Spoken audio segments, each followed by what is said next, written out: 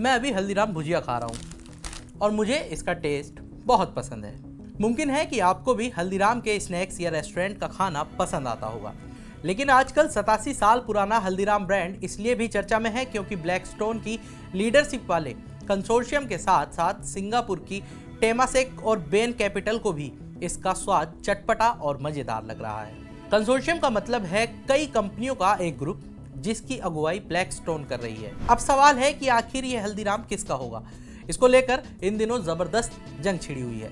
एक तरफ ब्लैकस्टोन अपना पुराना दम दिखा रहा है तो दूसरी तरफ सिंगापुर की टेमासेक के साथ मिलकर बेन कैपिटल इसे हाथ से निकलने नहीं देना चाहती। इस डील की साइन का अंदाजा आप इसी से लगा सकते हैं कि अगर Haldiram snacks food private limited की ये डील हो जाती है तो भारत में होने वाली ये सबसे बड़ी पीई डील होगी।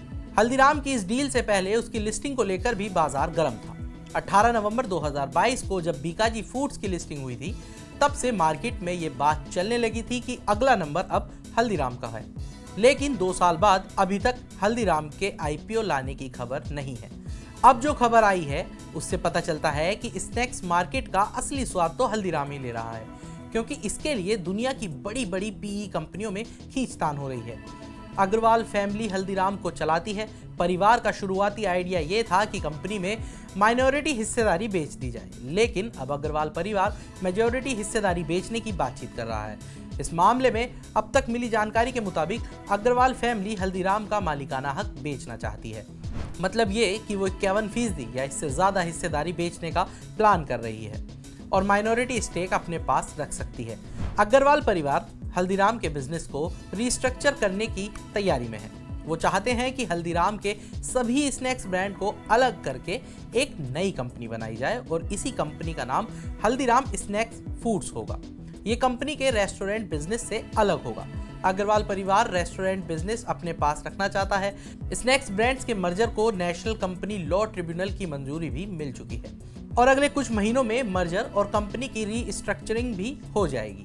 Haldiram snacks food private limited का मालिकाना हक खरीदने के लिए भी ब्लैकस्टोन के सामने टेमासेक और बेन खड़ी है, यानी एक तरफ ब्लैकस्टोन और दूसरी तरफ टेमासेक और बेन एक साथ। ब्लैकस्टोन के कंसोर्शियम कंपनी में 74 से 76% हिस्सेदारी चाहती है। इस हिसाब से कंपनी की वैल्यूएशन 8 से $8.5 अरब लगाई गई है। रुपए में देखें तो ये वैल्यू 66,400 करोड़ रुपए से लेकर 70,500 करोड़ रुपए बैठता है। ब्लैकस्टोन दुनिया की सबसे बड़ी पीई कंपनी है। भारत की ज्यादातर ब्लू चिप कंपनियों में इसकी हिस्सेदारी है। ब्लैकस्टोन और टेमासेक दोनों अग्रवाल फैमिली से अलग अलग बात कर रही हैं ताकि कंपनी पर उनका कब्जा हो जाए। ब्लैकस्टोन के कंसोर्शियम में आबू धाबी इन्वेस्टमेंट अथॉरिटी और सिंगापुर की सॉवरेन वेल्थ फंड GIC शामिल है। दुनिया की बड़ी बड़ी पीई फर्मों के बीच हल्दीराम स्नैक्स फूड की डिमांड देखकर आप ये जरूर जानना चाहेंगे कि आखिर कंपनी की कमाई कितनी है, और अगर आप ये जान लेंगे तो जब कंपनी का इशू आएगा तो फैसला लेने में भी आपको सहूलियत होगी। हालांकि अभी तक इसके इशू से जुड़ी कोई खबर नहीं है, लेकिन अगर आपको हल्दीराम के इशू में इंटरेस्ट है तो हमें कमेंट करके जरूर बताएं।